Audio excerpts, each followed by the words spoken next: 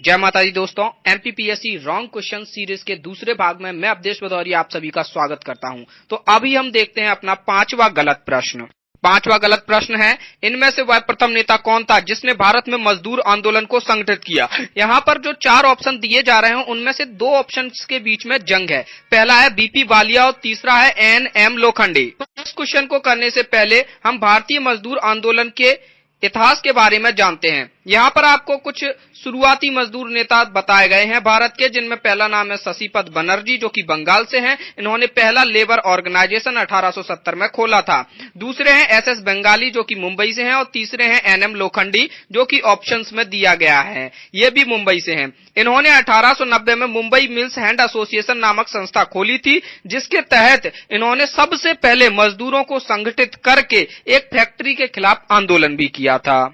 अब देखते हैं बीपी वादिया कौन है। बीपी वादिया ने चेन्नई लेबर यूनियन 1918 में खोली थी, जिसको भारत की पहली लेबर यूनियन समझा जाता है। चूंकि बीपी वादिया अंतर्राष्ट्रीय छवि वाले व्यक्ति थे और साथ ही साथ ये मार्क्सवादी भी थे, तो इसलिए बहुत सारे लोग इनको भारतीय मजदूर आंदोलन का जनक मानते हैं। लेकिन अगर प्रश्न के हिसाब से देखा जाए कि किसने सर्वप्रथम मजदूरों को संगठित करके आंदोलन किया, तो वो हमारे एन.एम. लोखंडी हैं। तो देखते हैं कि एमपीपीएससी इसमें क्या निर्णय लेता है।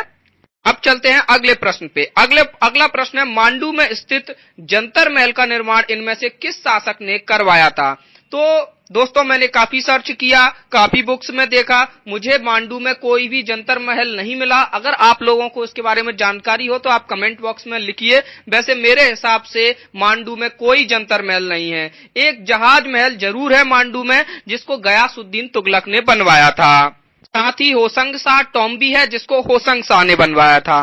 अब मुड़ते हैं पेपर 2 की तरफ, उसके बाद हम फिर से पेपर 1 की तरफ आएंगे। पेपर 2 में जो हिंदी वाले अपठित गद्यांश हैं, उनमें से एक गद्यांश है हिंदी के प्रचार प्रसार वाला गद्यांश। इसमें एक प्रश्न है कि कौन सा देश भारत के ज्यादा करीबी है, पाकिस्तान, श्रीलंका, मॉरिशस, अमेरिका। तो चूंकि हमको इसका जवाब गद्यांश को पढ़ के देखना है, तो गद्यांश में ऐसा कुछ भी नहीं दिया गया है इस प्रश्न से रिलेटेड। केवल इतना दिया गया है कि फिजी, नेपाल, पाकिस्तान, मॉरिशस और कई अमेरिका एवं यूरोपीय देशों में हिंदी को पढ़ाया जा रहा है।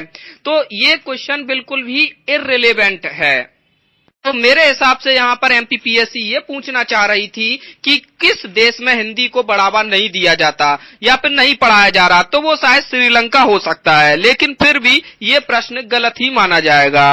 अब देखते हैं, इसी पेपर में एक 4 प्रश्नों वाला सिटिंग अरेंजमेंट आया था, जिसमें 2 परिवार दिए गए हैं। पहले परिवार में अरुणपति है, दूसरे में भास्कर पति है वाला प्रश्न। इसमें एक प्रश्न है कि मेज में सबसे उत्तरी स्थान पर कौन बैठा है।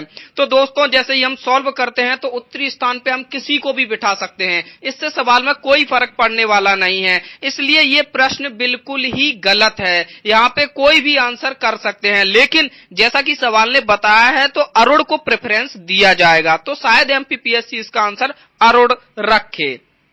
अब हम लौट के वापस आते हैं पेपर 1 पे। हमारा आखिरी प्रश्न है पेपर 1 का, 1987 में खेले गए क्रिकेट विश्व कप का क्या नाम था। और ऑप्शन दिए हैं Reliance cup, Benson and Hedges cup, Wills cup और उपर्युक्त में से कोई नहीं। तो दोस्तों इसमें से कोई भी आंसर नहीं है, क्योंकि क्रिकेट विश्व कप का नाम तो आईसीसी क्रिकेट वर्ल्ड कप 1987 ही था। रिलायंस इसका स्पॉन्सर जरूर था, तो इसको हम इस तरीके से बोल सकते हैं रिलायंस क्रिकेट वर्ल्ड कप, ना कि केवल रिलायंस कप। तो मेरे हिसाब से ये प्रश्न भी गलत ही माना जाना चाहिए, क्योंकि इसको पूछने का तरीका सही नहीं है। लेकिन एमपीपीएससी क्या करता है ये एमपीपीएससी जाने। तो दोस्तों ये सीरीज आपको कैसी लगी मुझे जरूर बताइए। अगर मैंने इसमें कुछ गलत तथ्य दिए हैं तो आप कमेंट बॉक्स में लिख सकते हैं, या फिर कुछ अन्य प्रश्न भी गलत आए हैं वो भी आप कमेंट बॉक्स में लिख सकते हैं। धन्यवाद। जय माता दी।